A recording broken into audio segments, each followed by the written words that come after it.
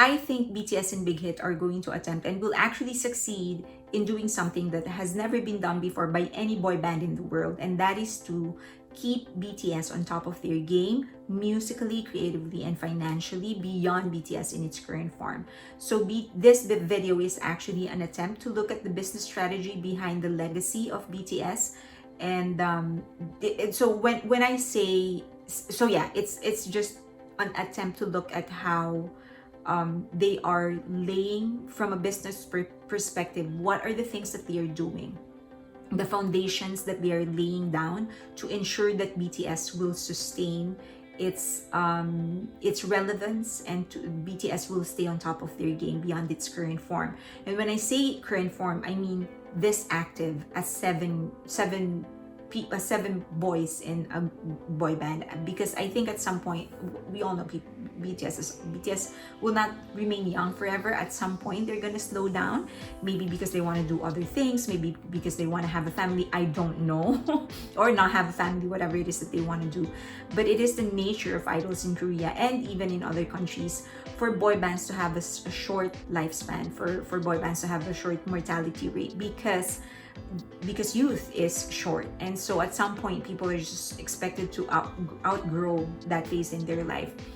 And I think both BTS and Big Hit are very, very aware of it, but instead of fighting it, they're actually working around it. They're using it to their advantage, to set the foundation so that they will sustain their name and their relevance even after they slow down.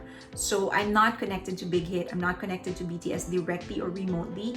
I'm just doing something that all marketers do, all business people do, and that is to reverse engineer, sort of study how people are doing their business, how they're able to build successful brands and successful businesses, and it's always insightful. I'm probably wrong, I don't know, but as I've said, it's still very helpful if you're a marketer or if you're a business person, and I hope that you're going to have fun with me. Number one is narrative. One of the things that people don't realize is that people actually latch on to narrative. People follow stories. You may be attracted to a visual at first glance, like the first thing that you will notice would be a visual, but eventually people stay because of a narrative. So look at products first. Products, usually brands, they have a story, they develop a story, they develop a personality before they launch a product.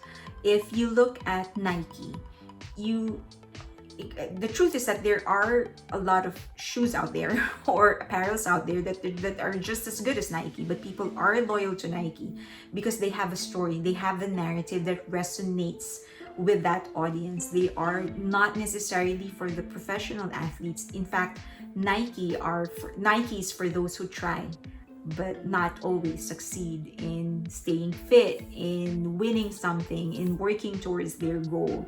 And so eventually they've gone beyond sports, they've gone beyond physical stuff, but their narrative actually went through any kind of ambition, any kind of goal.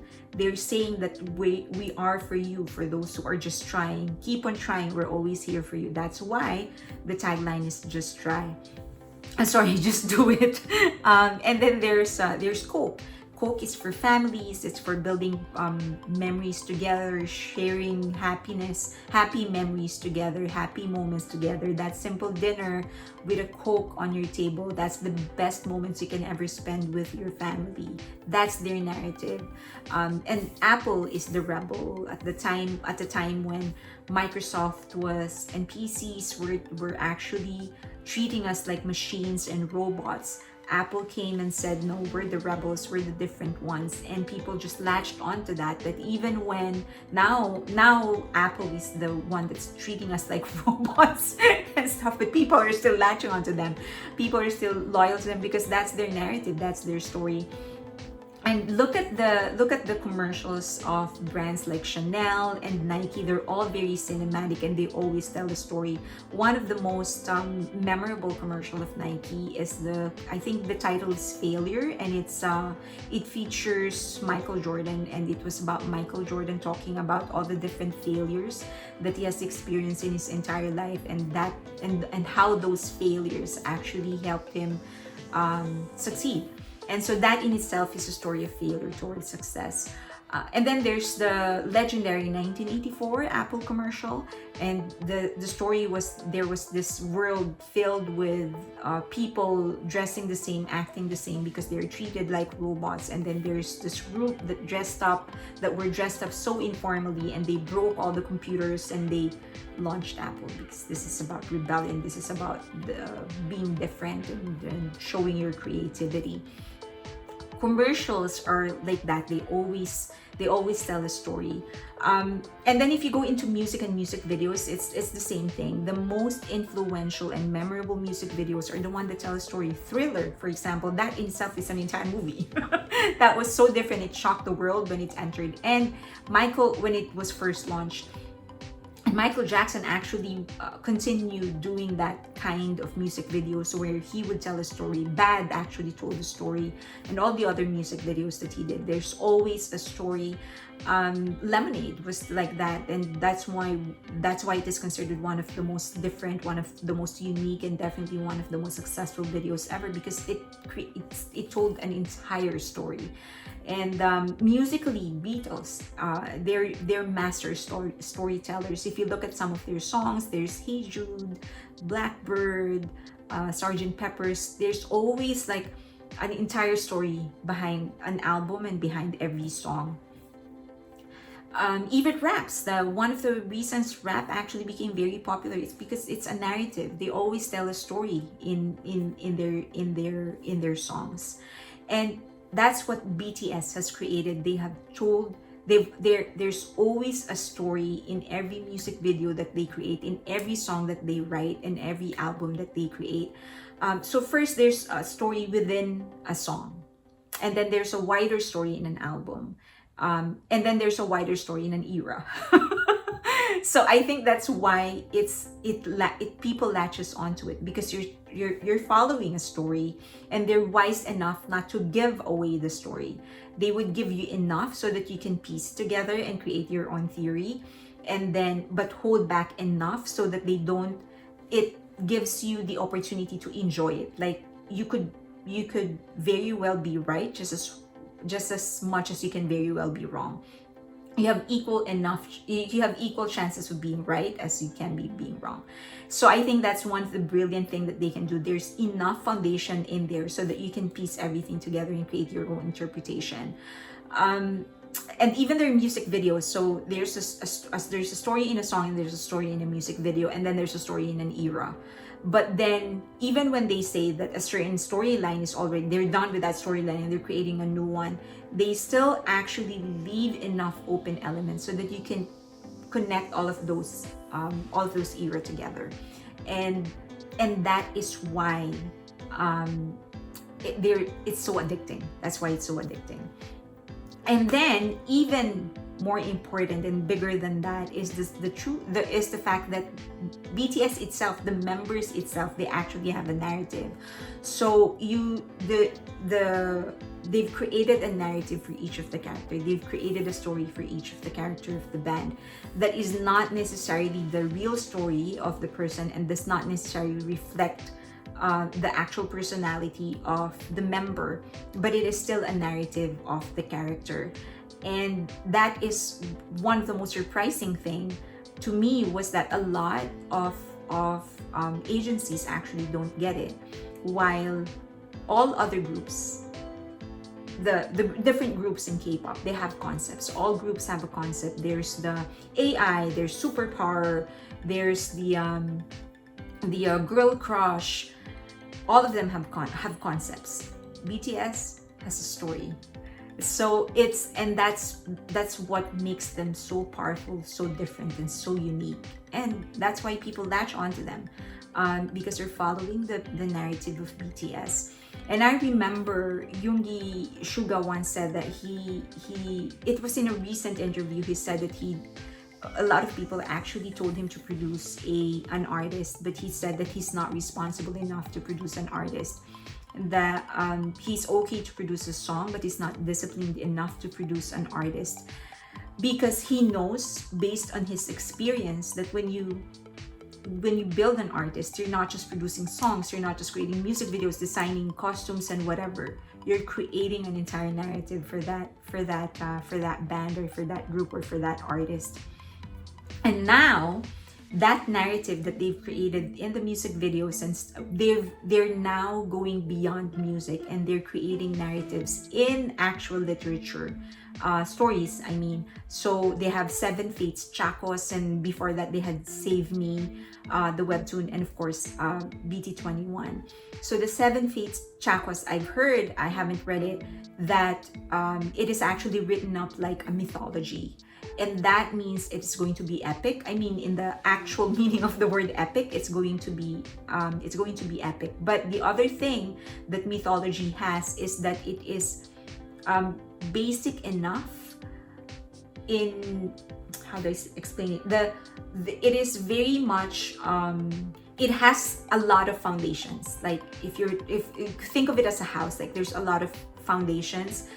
Because of the foundations, it allows you to design the house any way that you want, because regardless of which direction you want to take the house, it will be strong. And so that's how a mythology is written up. It has enough strong foundations, but enough space in between so that it allows writers and other creative people to fill in the gap and create their own interpretation. And so that basically, this is allowing, it's going to be ready. It's allowing the future generations to play with the story that BTS is going to lay down with Seven Fates, Chakho. And I think Save Me was sort of a practice, sort of a trial to see the possibilities and what they can actually do with it. And then of course there's BT21.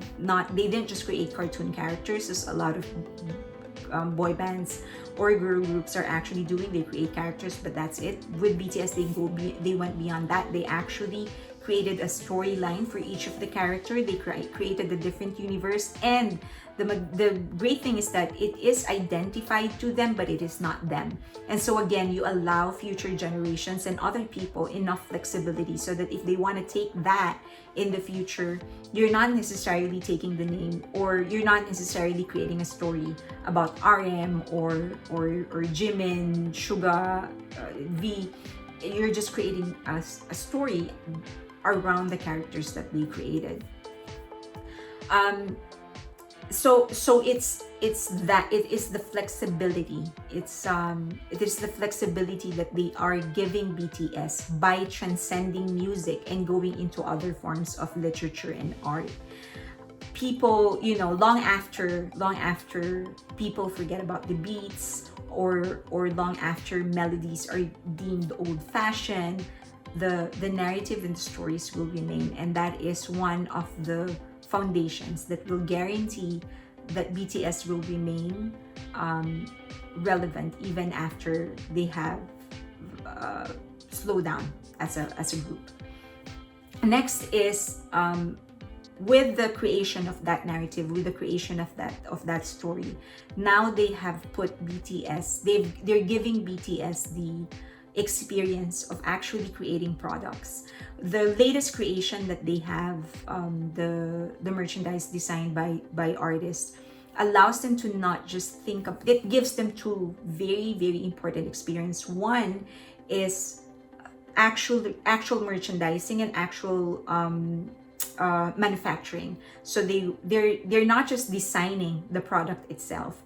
They're also choosing the fabric, choosing the material, thinking about, okay, if I use it this way, is it going to do that, or which one's better, and stuff like that.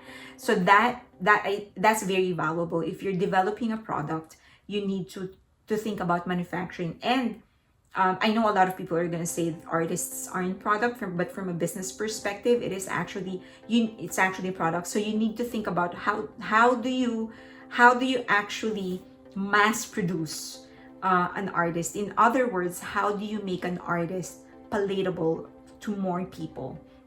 And it's the same thing for a product. How do you design a product that will be relevant to more people? So that's the importance of knowing manufacturing when you're doing business. And then they are not just with BT21. They didn't just create a product; they actually created a story, and that story now allows them to create even more products based on the character that they created.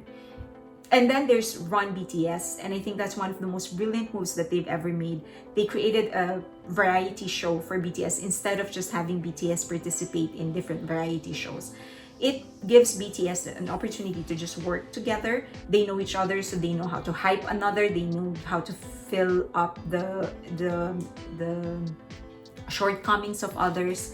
They don't have to adjust to other people that may not necessarily have their best interest at heart.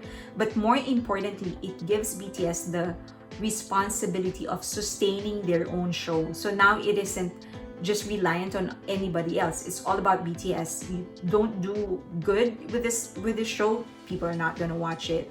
And they managed to do good. It's one of the best variety shows ever in the history of Korea, the history of the world actually. And then there's the solo work. Suga once said that in Big Hit, if you want to create your own solo work, if you want to create your own mixtape or come up with your own solo song, you're gonna have to push everything. You're gonna have to do the creatives. You're gonna have to call everybody in, move the production team so that it can be done. That is a good practice because now they're teaching the boys on how to actually produce a song, produce an album, and produce an artist. And I remember, so now BTS is experienced in producing and creating creative products like songs and music videos. They're also now knowledgeable on how to and what happens in a product creation and product manufacturing. They've also now developed and designed their own products with BT21. So that they're pretty much well-rounded. If you ask me, they're not just artists, they're actually product designers, business people, marketers. That's pretty a very, very well-rounded training for them. And then there's the international connection. I think buying Ithaca Holdings was one of the most brilliant moves that Big Hit actually ever did, because it guarantees BTS connections from all around the world. At some point when BTS slows down and they are not as active as a boy group anymore, but if they still want to continue their career in music behind the scenes or whatever, they will have the whole world open to them, a whole world of possibilities and connections. As you know, in Korea, you get to your 30s and you're actually on your way out. BTS is sort of breaking that norm, but usually in Korea, when you get to your 30s, you're usually on your way out. But in the US, you're actually still very young. You get to 40 and you're still very young. So if BTS does decide, after they serve their military, after their current contract extension, and they say, okay, we don't want to be this active anymore, we just want to produce songs or feature in other songs or maybe whatever. But they have an international connection now. It's not just, their market is not just Korea. Their market is the whole world. And then there's, I think probably the most important is direct communications with their market. As you know, with Twitter, Weverse, and now Instagram, it's always their decision what to post and when to post. They respond to their fans, they talk to their fans, they do whatever, they play games with them, they give away whatever. And so that is the best kind of market study you can ever do. So usually in a company, you pay a research company to do product research, and then consumer research, feedback about your product. But here, BTS has something really, really valuable. They have a direct connection to their market. And so those are, the number one thing would be the creation of the narrative.